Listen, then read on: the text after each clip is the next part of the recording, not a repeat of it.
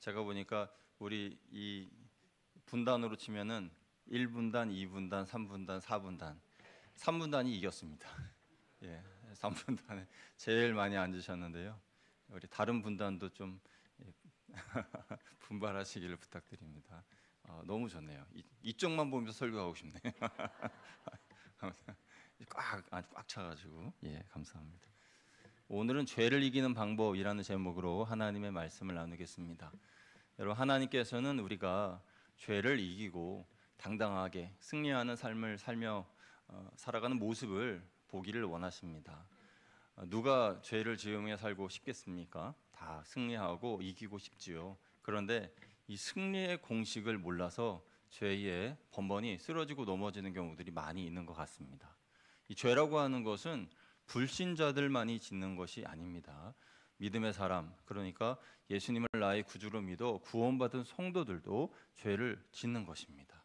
그리고 어제 내가 죄에 대하여 승리의 개가를 불렀다고 해서 오늘도 역시 승리할 것이다 라는 보장이 없습니다. 오늘 내가 승리했다라고 해서 내일도 역시 승리할 것이다 라는 그런 보장이 없죠. 그래서 사도 바울은 나는 날마다 죽노라 라고 이야기했는데, 정확하게는 나는 날마다 십자가에 죽노라, 그렇게 해석하는 것이 정확한 해석이라고 할 수 있겠습니다. 여러분, 우리가 죄에 대하여 자꾸 지고 넘어지고 하는 것은 우리의 구원관이 약해서 그러는 경우가 있을 수가 있어요. 우리의 구원관, 우리가 생각할 때에 구원이라고 하는 것이 예수님을 구주로 믿어 구원받아 천국에 가는 것, 그것만이 구원이다 라고 생각하는 경우가 있지 않습니까? 그런데 그것은 절반짜리 이해라고 할 수가 있겠습니다. 이 구원이라고 하는 것은 또 다른 차원의 의미가 있습니다. 바로 예수님의 십자가에 나의 옛사람이 못 박혀서 거룩한 삶을 살다가 영화롭게 하나님의 나라에 가는 것, 그게 구원의 완성인 것입니다. 그러니까 예수님을 나의 구주로 믿어서 내가 구원받았다라고 하는 것은 신앙의 완성, 구원의 완성이 아니라 거기서부터 나의 신앙생활이 시작된다라고 보시면 돼요. 나의 신앙의 첫 출발, 첫 단계, 첫 단추, 그게 바로 예수 그리스도를 나의 구주로 믿어 구원을 받은 그 순간부터라는 것이죠. 그래서 많은 성도님들이 이것을 잘못 이해해서 구원받으면 모든 것이 끝났다, 천국에 갈 수 있는 자격을 얻었으니 이제 완성됐다, 이렇게 생각하실 수 있는데 그렇지 않습니다. 그래서 여기에서 딜레마가 오는 거죠. 나는 구원받은 성도인데, 나는 하나님의 백성인데, 나는 하나님의 은혜를 경험했는데, 은사 체험도 했는데, 그런데 왜 죄에 번번이 이렇게 넘어지나?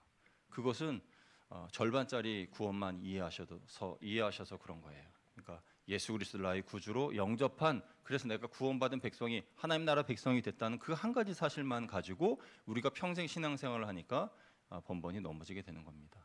그러면 또 한 가지 구원의 의미는 뭐냐? 그것은 나의 옛사람, 나의 정과 욕심을 십자가에 못 박는 것이다 라는 것입니다. 여러분, 로마서는 구원에 대한 교리이고 구원에 대한 이 말씀을 많이 기록한 성경책인데요. 그 중에서도 5장 8절은 구원에 대한 핵심적인 말씀이 기록되어 있습니다. 우리 로마서 5장 8절 같이 읽어보겠습니다. 시작. 우리가 아직 죄인 되었을 때에 그리스도께서 우리를 위하여 죽으심으로 하나님께서 우리에 대한 자기 사랑을 확증하셨느니라. 아멘. 그러니까 누구든지 예수 그리스도를 나의 구주로 믿어 구원받은 성도들, 하나님의 자녀가 되고 하나님의 사랑이 내게 임하게 되었다라는 것이죠.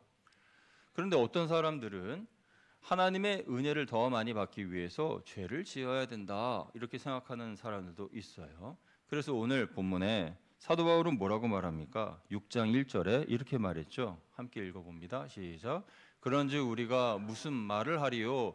은혜를 더하게 하려고 죄에 거하겠느냐? 아멘. 진정한 은혜 받은 사람의 삶, 그것은 죄와 결별된 삶이지 죄를 반복하면서 하나님의 은혜를 구하는 그런 삶은 아니라는 거예요. 그래서 죄와 결별된, 죄와 상관이 없는, 죄로부터 떠난 그런 삶을 우리가 살아야 되는데, 그런데 왜 이 죄의 꼬리가 계속 우리를 붙잡고 있느냐? 그것은 아직 나의 옛 성품이 십자가에 못 박히지 않았기 때문에 그렇다라는 것입니다. 우리 옆에 계신 분과 한번 인사하실 때에 나의 옛 성품을 십자가에 못 박읍시다 하고 인사하겠습니다. 나의 옛 성품을 십자가에 못 박읍시다. 아멘. 이 나의 옛 성품을 십자가에 못 박아야 됩니다. 그래서 거기에서부터 우리의 신앙의 성장이 시작이 되는 거죠. 내 옛사람을 십자가에 못 박지 않으면 그러면 우리는요 계속 어린아이 수준의 신앙으로 살아갈 수밖에 없는 것이에요. 사실 우리가 경험한 모든 일상의 경험, 그것은 이전에 옛사람일 때에 얻었던 그런 경험들입니다. 다시 말해서 예수님 믿기 이전에 경험한 그 습득된 경험들, 그런 것을 가지고 예수님을 믿고 난 이후에 똑같이 그런 삶으로 살아가니까 그러니까 이 문제가 생기는 거예요. 예수님을 믿기 이전에 내가 답습했던 것들, 원수를 사랑하라 라고 예수님 말씀하셨을 때 예수님 믿기 이전에는 원수를 사랑하는 것, 그것이 절대 내 안에 용납되지 않았습니다. 원수는 짓밟아야 돼. 원수는 밟고 일어서야지. 이는 이로, 눈은 눈으로 갚아줘야지. 내가 저 사람한테 우습게 보이면 그러면 나만 손해야. 저 사람이 나를 또 업신 여길 거란 말이야. 그게 옛사람, 그러니까 구원받기 이전의 나의 생각이었다면 그러면 십자가에 못 박힌 이후의 나의 모습은 원수도 사랑하라, 원수까지 사랑하라 하신 그 예수님의 말씀에 순종하면서 내가 손해보면서도 그 사람 앞에 먼저 머리를 숙이고 손해를 보고 미안하다고 먼저 얘기하고 사과하고 그런 모습이 이후에 십자가 이후의 사람의 모습 아니겠습니까? 그런데 그렇게 살지 못해요. 그 이유는 아직도 그 옛사람의 성품이 나를 지배하고 있기 때문입니다. 그 말은 다시 말하면 내가 아직 십자가에 못 박히지 않았다라는 것입니다. 아니에요, 목사님. 나는 십자가에 못 박혔어요. 나는 십자가에 이미 나의 옛사람이 다 처리가 됐다고요. 이렇게 말씀하시는 분은 집에 가셔서 여러분의 가장 가까운 배우자에게 또는 자녀들에게 물어보시기를 바랍니다. 여러분의 가장 가까운 분이 맞아요, 당신 십자가에 못 박혔어요, 처리됐어요 라고 얘기하면 진짜예요. 그런데 당신이? 그러면은 아닌 거예요. 내가 아무리 100번을 나 십자가에 못 박혔어요, 나 십자가에 못 박혔어요, 내 자아가 처리됐어요, 나 새 사람이라니까요, 이렇게 아무리 이야기해도 가장 가까운 사람이 아니라 그러면 아닌 거예요. 얼마 전에 저희 첫째가 이 학교에서 무슨 MBTI 비슷한 성격 유형 이렇게 해가지고 딱 이렇게 조사를 했어요. 조사를 해가지고 가족 카톡방에 이거 참 재밌으니까 MBTI 비슷한 건데 한번 검사해 보라고, 아빠 엄마는 어떤 유형인지 한번 검사해 보라고 이렇게 보냈어요. 그래서 그걸 검사를 딱 했는데요. 제가 어떤 형이 나왔냐면은 박애주의자, 생명 존중을 하는 박애주의자, 그런 게 딱 나왔어요. 그래가지고 이제 집사람한테 나 생명을 존중하는 박애주의자로 나와서, 그러니까 하는 말이 아닌 것 같은데 그러더라고요. 그래서 저는 그럼 아닌 거예요. 제 가장 가까운 사람한테 인정을 못 받았기 때문에 저는 조금 더 생명을 사랑해야 되겠습니다. 조금 더 박애주의자로 노력을 해야 될 것 같아요. 아무튼 나를 가장 가까이에서 보는 사람이 정확하게 나를 보는 거예요. 이해해 주는 거죠. 여러분, 사람을 병들게 하고 고통스럽게 하고 죽음에 이르게 하는 거, 그게 뭡니까? 죄입니다. 이 죄라고 하는 것을 우리가 떨쳐내지 못하면 내 안에 병이 들어오고 문제가 생기고 삶의 어려움이 찾아와요. 이것에 대해서 사도 바울은 로마서 5장 12절에 이렇게 말씀하고 있어요. 로마서 5장 12절 같이 읽어봅니다. 시작. 그러므로 한 사람으로 말미암아 죄가 세상에 들어오고 죄로 말미암아 사망이 들어왔나니 이와 같이 모든 사람이 죄를 지었으므로 사망이 모든 사람에게 이르렀느니라. 아멘. 원래 하나님이 창조하신 세계에는 죄라는 것이 없었습니다. 그래서 사망이라는 것도 없었어요. 죄가 들어오고 난 이후에 사망이 들어온 겁니다. 질병이 들어온 겁니다. 전쟁이 생겨났고요. 다툼과 미움과 시기 질투가 생겨난 거예요. 죄가 들어오기 전에는 그런 것이 없었어요. 하나님은 그런 것들을 창조하지 않으셨습니다. 죄로 인하여 파생된 그런 돌연변이랄까요? 그것이 우리의 이 육신의 질병, 그리고 전쟁, 죽음, 그런 것들이 다 죄로부터 오게 됐다라는 것입니다. 그러면 반대로 생각해 보면 예수 그리스도를 믿음으로 말미암아 이 문제들은 해결될 수 있다라는 생각을 해볼 수가 있습니다. 다시 말씀드리겠습니다. 죄로 인하여서 질병이 들어오고 죽음이 들어오고 전쟁과 사망의 공포가 들어왔다면 반대로 죄의 문제가 해결되면 질병의 문제나 사망의 문제나 이 세상의 전쟁과 공포가 사라지게 되는 겁니다. 그 문제를 해결할 수 있게 되는 거예요. 온 인류의 사람들이 다 예수 그리스도를 구주로 믿는다면 전쟁도 사라지고 사망도 사라지고 질병 모든 것들이 다 사라지게 될 거예요. 그런데 그렇게 되지 않겠죠. 사람의 이 죄성이라고 하는 것은 쉽게 변하지 않으니까요. 이 죄로부터 단절만 시킬 수 있다면 내 개인에게 찾아오는 질병과 사망의 공포와 모든 삶의 문제들을 내가 단절시킬 수 있습니다. 믿으시면 아멘? 네, 정말입니다. 그래서 나에게 찾아오는 질병의 문제나 삶의 어려운 문제들을 내가 끊어내야 되는 거죠. 어디서부터요? 죄를 단절시킴으로부터. 어떻게 해요? 예수 그리스도를 올바로 믿고 십자가에 나의 옛사람을 못 박을 때 가능하다라는 것입니다. 그래서 죄를 이기는 방법이라는 제목으로 오늘 말씀을 나누는데요. 첫 번째로 죄를 이기는 방법이 뭐냐? 그 죄를 감추지 말고 드러내는 것입니다. 한번 따라하시면 감사하겠습니다. 감추지 말고 드러냅시다. 여러분 우리 몸이 아프거나 그러면은 병원에 가잖아요. 병원에 가면 제일 먼저 무슨 검사를 합니까? 피 검사하죠. 피 검사. 예, 피 검사 피를 이렇게 뽑아요. 그리고 그 피 검사로도 정확하게 그 질병의 원인을 못 찾으면 뭘 합니까? MRI 검사를 하죠. MRI 검사하면서 그 몸에 숨어 있는 나쁜 병균이 어디에 있는지 어떤 종류인지 그것을 찾아냅니다. 그래서 기술력이 대단하죠. 그래서 몸속 구석구석에 예를 들어서 그 뼈 뒤쪽에 이렇게 안 보이는 곳에 숨어 있던 그런 나쁜 세포들도 그 MRI 검사를 하면 탁 알아내는 거예요. 그리고 그게 숨어서 안 보인다 할지라도 의사 선생님들이 어떤 수치 있지 않습니까? 뭐 그런 수치나 그런 것들을 계산하셔가지고 이 수치가 높으면 이거 암 쪽과 관련된 어떤 질병일 수 있는데 이거와 좀 이렇게 이 수치가 좀 높으면은 어떤 병과 좀 관련이 있는데 그거를 대번에 딱 집어내시죠. 놀랍지 않습니까? 그러니까 이 질병의 원인을 MRI로 또는 피 검사로 딱 집어내는 것처럼 그 이유가 뭡니까? 그것은 그 병의 원인을 드러내야 되는 거잖아요. 뭐 때문에 아픈지를 알아야 고치지 않습니까? 죄도 마찬가지입니다. 죄가 숨어 있으면 그것을 고칠 수가 없어요. 그런데 이 죄의 특성은 자꾸만 숨어 있고 은폐하고 위장하고 그렇게 자기가 아닌 것처럼 감추고 그렇게 변장하고 그러는 기술이 아주 뛰어난 것이 바로 죄입니다. 그런데 이 죄를 밝히 드러내려면 하나님의 말씀으로 인하여서 그 죄가 드러나게 되는 것이죠. 그래서 이 죄가 우리를 속여요. 그러니까 여러분에게 속삭속삭거리면서 아유 한 번만 봐줘요. 한 번만 봐줘요. 딱 눈 감아주세요. 이번 한 번만 그냥 넘어가요. 그러면요 여러분이 마음이 약해지셔가지고 아유 그래 죄야 너 목소리를 들으니 참 불쌍하구나. 그래 내가 딱 한 번만 눈 감고 이번에 한 번만 더 죄를 지어줄게. 그러면 이제 죄를 딱 짓는단 말이에요. 그러면은 이 죄가 뒤에서 아주 그냥 그 휘파람을 불면서 아유 또 나한테 또 속아 넘어갔네. 그러면서 그 죄가 아주 즐거워하면서 우리를 괴롭힌다는 거잖아요.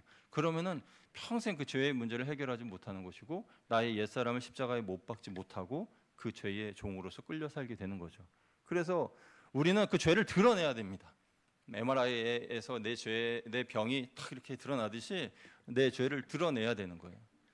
그래서 여러분 첫째는 하나님 앞에 여러분의 죄를 드러내야 됩니다. 어느 날 어떤 집사님께서 로마서 12장 1절 말씀을 읽으면서 그 말씀의 그 한 구절이 마음에 양심의 찔림으로 다가왔어요. 너희 몸을 거룩한 산제사로 드리라. 거룩한 산제사로 드리라. 이는 너희의 드릴 영적 예배니라. 이 말씀을 읽고 내가 그동안 끊지 못했던 이 흡연의 문제 이것을 좀 해결해야 될 텐데 하면서 고민을 많이 하셨습니다. 이분이 새해만 되면 계속 이 담배를 끊으려고 노력을 많이 했는데 이게 잘 안 되시는 거예요. 그래가지고 용기를 내서 자기 주변에 이제 기도해 주시는 분들한테 이야기를 한 거예요. 나 참 부끄럽지만 나 담배를 핀다. 그런데 이걸 좀 끊고 싶다. 그런데 내 혼자 이것을 감당할 수가 없으니 여러분들이 좀 기도 좀 해다오. 그렇게 몇몇 사람한테 얘기했어요. 비밀이 보장되고 입이 무거운 그런 분들한테 부탁을 한 거예요. 그래서 열심히 기도를 했습니다. 근데 그렇게 자기의 이 흡연 문제를 드러내놓고 난 다음에 그 다음 날부터 고열로 시달리는데 한 40도 정도 열이 올라가지고 힘들어가지고 아파하시는 거죠. 그래서 열이 한 일주일 정도 그렇게 힘들게 아프게 그렇게 길게 간 다음에 이 열이 내려가고 난 다음에 아휴 이제야 열이 내려갔네. 아휴 담배 한 대 피자. 그럼 아우 아프니라고 그동안 담배도 못 폈는데 이제 안 아프니까 담배 한 대 피자. 저 담배를 딱 피려고 하는데 그 냄새하고 맛이 얼마나 독하고 역겹고 안 좋은지 막 헛구역질을 하면서 힘들었다는 거예요. 그래서 이상하다, 내가 지금 컨디션이 안 좋은가? 그래가지고 그 다음 날 한 번 더 피려고 그랬더니 또 마찬가지로 그렇다는 거예요. 그러면서 딱 깨달은 게 내가 기도해 달라고 그렇게 구역 식구들한테 얘기를 했잖아. 그러네. 그러니까 그 기도로 인해서 하나님께서 이 담배가 정말 맛없게 느껴지게 해주신 거구나 하면서 이번에 그 담배를 버렸다는 거예요. 하나님이 하신 일이죠. 만약에 이분이 자기의 그 문제, 그것을 드러내지 않고 그냥 그대로 놔두고 숨겨 놓았다면, 그러면 계속 그분은 몰래 교회 뒤편으로 가가지고 담배를 피우셨겠죠. 그런데 이것만이 아니죠. 다른 여러 가지 죄의 문제들, 그런 것들은 드러내야 되는 거예요. 첫째로는 하나님 앞에 드러내야 되고, 둘째로는 신실한 믿음의 동역자들한테 드러내야 됩니다. 그래서 나는 이 문제 때문에 신앙생활하기 어렵고 참 힘든데 좀 도와달라, 기도해달라. 그러면요, 이 죄가 드러나면 그 죄의 속성이라는 것은 죄가 일단 드러나면은 힘을 못 써요. 이 정체가 밝혀지면 그러면 꼼짝을 못 합니다. MRI를 통해서 그 질병이 드러나면 그 질병을 이제 고치는 방법으로 들어가잖아요, 수순이. 그런 것처럼 꼼짝을 못 하는 거예요. 그래서 이 죄에 대한 것을 드러내야 되는데, 드러내기 위한 가장 좋은 방법 중에 하나는 자백입니다. 자백. 그래서 요한일서 1장 9절은 이렇게 말씀하죠. 우리 요한일서 1장 9절 같이 읽어봅니다. 시작. 만일 우리가 우리 죄를 자백하면 그는 미쁘시고 의로우사 우리 죄를 사하시며 우리를 모든 불의에서 깨끗하게 하실 것이요. 아멘. 자백을 해야 되는데요. 이 자백이라고 하는 이 단어는 구체적으로 죄를 깊이 생각하고 뉘우치고 진실하게 고백하는 것이다. 그리고 그래서 죄를 버리는 것이다. 이렇게 사전에는 설명하고 있어요. 그러니까 자백이라는 것은 나의 죄를 깊이 생각하고 뉘우치고 진실되게 고백함으로 나의 죄를 버리는, 진실된 고백이 버리는 거예요. 그래서 그런 것이 우리에게 있어야 되는데, 하나님께 우리의 죄를 자백하면 하나님은 미쁘시고 의로우셔서 다 그 죄를 깨끗하게 씻어 주신다는 거예요. 할렐루야. 그래서 드러내시길 바랍니다. 죄는 감추지 말고 드러내세요. 그래야 죄를 이길 수 있습니다. 두 번째로, 죄를 이기는 방법은 나의 죄를 십자가에 못 박는 거예요. 한번 따라 하시겠습니다. 죄를 십자가에 못 박읍시다. 죄를 십자가에 못 박읍시다. 아멘. 죄를 이기려면 나의 모든 죄를 예수님의 십자가에 못 박아야 되는데요. 로마서 6장 3절이 이렇게 말씀합니다. 같이 읽습니다. 로마서 6장 3절 시작. 무릇 그리스도 예수와 합하여 세례를 받은 우리는 그의 죽으심과 합하여 세례를 받은 줄을 알지 못하느냐. 아멘. 이 말씀 잠깐 띄워주세요. 아마 사도 바울은 사람들이 십자가에 옛사람을 못 박는다, 자신을 못 박는다, 그 말을 잘 이해를 못하니까 세례에 대한 비유로 설명한 것 같아요. 세례라는 것은 무엇입니까? 우리는 약식으로 이렇게 그릇에 물을 살짝 떠서 머리에 이렇게 올려놓지만은 진짜 세례는 물에 머리 끝까지 푹 잠기는 것입니다. 강이나 그런 곳에, 침례교 같은 경우에는 이 강대상 뒤쪽에 침례탕이라고 있어요. 그래서 큰 침례교회 같은 경우에는 침례를 할 때 이 뒤에가 문이 열립니다. 이게 뒤에가 딱 열리면 침례탕 같은 것이 있어서 거기에 푹 잠겼다가 일어나고 그렇게 하는데요. 그런데 그 의미는 죄로부터 죽었다가 다시 살아난다는 거예요. 그게 바로 예수 그리스도의 십자가에 못 박혀서 죽었다가 다시 살아나는 거예요. 그래서 그것에 대한 설명으로 세례를 바울은 이야기한 것이죠. 그런데 이 여기서의 세례는 그렇게 단순한 성례전으로서의 의식이 아니라 그리스도와의 연합을 말하는 거죠. 그러니까 그리스도와 연합하려면 십자가에 죽고 같이 부활해야 되는 것입니다. 예수님이 십자가에 같이 못 박혀 죽고 다시 살아나는 것이에요. 이것에 대해서 바울은 갈라디아서 5장 24절에 이렇게 설명했죠. 같이 읽어봅니다. 시작. 그리스도 예수의 사람들은 육체와 함께 그 정욕과 탐심을 십자가에 못 박았느니라. 아멘.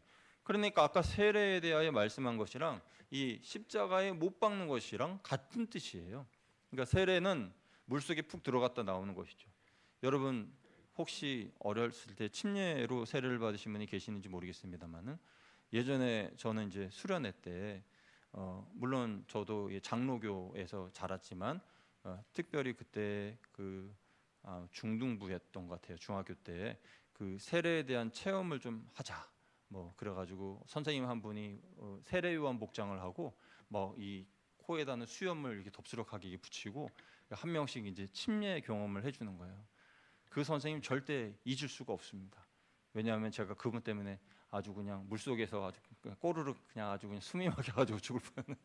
아무튼 물속에 푹 들어갔는데 막 들어가는 순간 나오고 싶더라고요.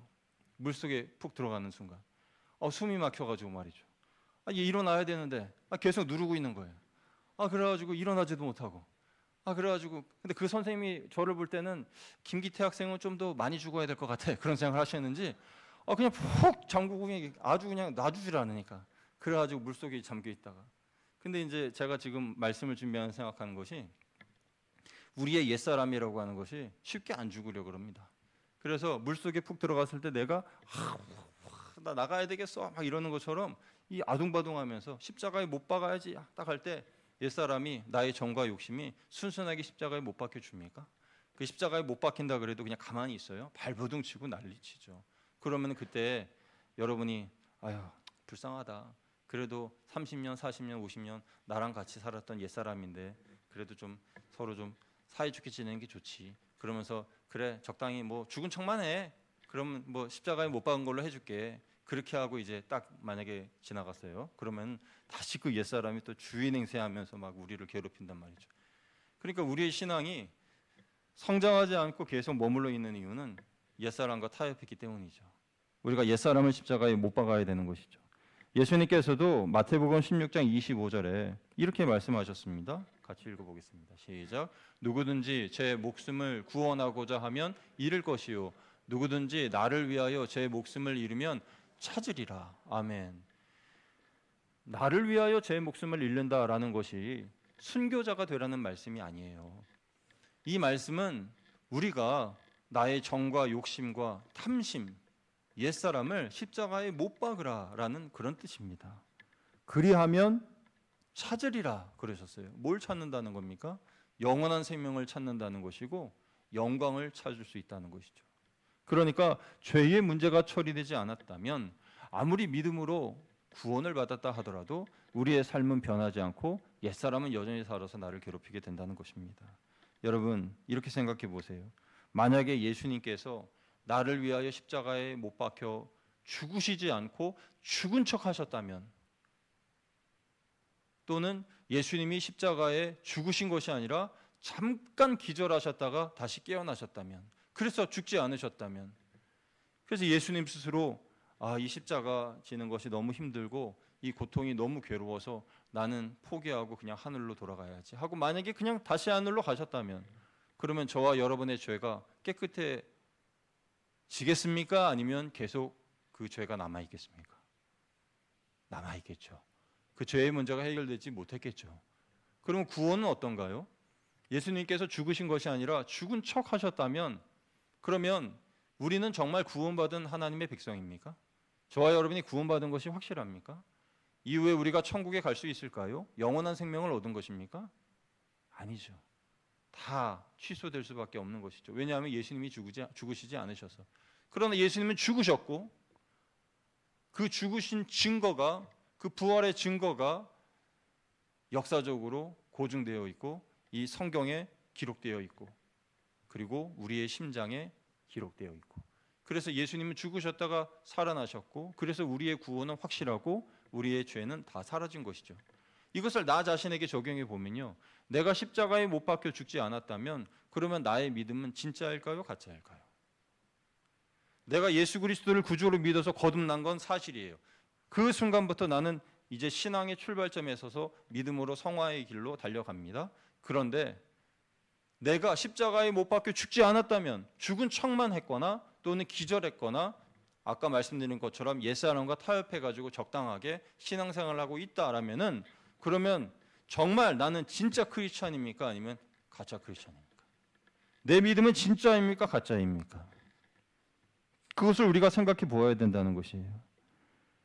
우리가 십자가에 못 박혀야 나의 모든 죄와 질병과 고통과 사망의 권세가 사라지게 되는 것인데, 내가 십자가에 못 박히지 않고 못 박혔다가 이 물에 들어갔다가 답답하다고 뛰쳐나오는 것처럼 십자가에 못 박혔다가 나의 정과 욕심과 내 옛사람이 좀 살려달라고, 그래서 다시 그것을 살려줬다면, 그렇게 반복하면서 신앙생활을 우리가 계속하고 있다면, 그러면 우리의 신앙에는 큰 구멍이 생기게 되겠죠.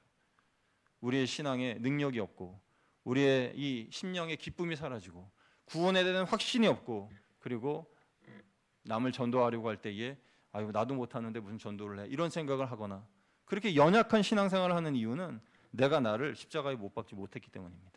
아직도 옛사람이 살아서 나를 주장하기 때문이죠. 하나님은 다음과 같이 여러분을 살리시고 새롭게 하기를 원하십니다. 로마서 8장 11절 말씀 우리 같이 읽어보겠습니다. 로마서 8장 11절 시작. 예수를 죽은 자 가운데서 살리신 이의 영이 너희 안에 거하시면 그리스도 예수를 죽은 자 가운데서 살리신 이가 너희 안에 거하시는 그의 영으로 말미암아 너희 죽을 몸도 살리시리라. 아멘. 죄를 끊어버려야 됩니다. 그러면 십자가에 나를 못 박아야 됩니다. 십자가에 못 박는 것은 세례의 의미로 설명을 드렸습니다. 물속에 들어갔다가 나오는 것처럼 나의 죄가 물속에 들어가서 죽고 다시 살아난 것은 새 사람이다 라는 것입니다. 여러분, 십자가에 못 박혀야 됩니다. 내가 예수 그리스도의 십자가에 못 박혀 새롭게 되어야 됩니다. 그러나 십자가에 못 박혔다고 해서 우리의 죄의 문제가 완전히 해결되는 것은 아닙니다. 사도 바울은 나는 날마다 죽노라 그랬어요. 그러니까 어제의 승리가 오늘도 내일도 영원히 이어진다고 볼 수는 없습니다. 매일매일 전쟁이고 매일매일 영적인 싸움인 것이에요. 그래서 매일매일의 이 싸움에서 우리가 매일매일 승리를 해야 되는 것입니다. 죄의 문제는 우리가 하나님 나라 갈 때까지 우리를 끈질기게 물고 늘어주고 사단은 그것을 이용해서 우리를 괴롭힐 것입니다. 그런데 그 죄의 문제, 또 그 정욕과의 싸움, 옛사람과의 그런 싸움에서 우리가 승리를 하면 우리의 신앙이 성장하고 자라고, 그래서 우리는 하나님께서 기뻐하시는, 하나님이 기뻐하시는 사명자로서 살아가게 되는 거죠. 천국의 놀라운 영광의 상급이 이로써 우리에게 주어지게 되는 것입니다. 이전에 내가 십자가에 못 박히기 전에는, 그리고 이후에는 삶의 변화가 있는데요. 한 번 십자가에 나를 못 박은 경험이 있는 성도는요, 이후에 똑같은 죄를 지거나 범하거나 그러면 그 죄로부터 빨리 헤어나올 수가 있습니다. 빨리 해결할 수 있고 빨리 벗어날 수 있고 나를 다시금 재정비할 수 있어요. 왜냐하면 나를 십자가에 못 박은 경험이 있기 때문에 그렇습니다. 그러나 나를 십자가에 못 박은 경험이 한 번도 없는 성도들은 그 죄의 문제를 여전히 해결하지 못해서 힘들어하는 것이죠.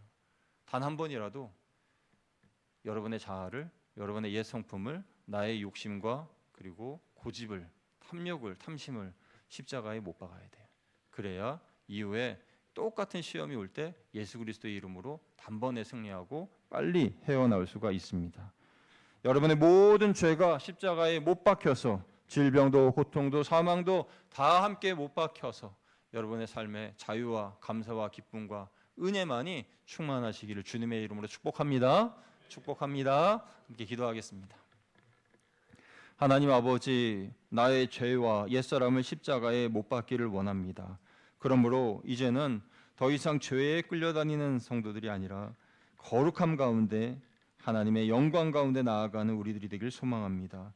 우리를 거룩하게 하시고 순결하게 하시고 하나님의 영광스러운 승리 속에 살아갈 수 있도록 인도하여 주옵소서. 우리 주 예수 그리스도의 이름으로 감사하며 기도드리옵나이다. 아멘.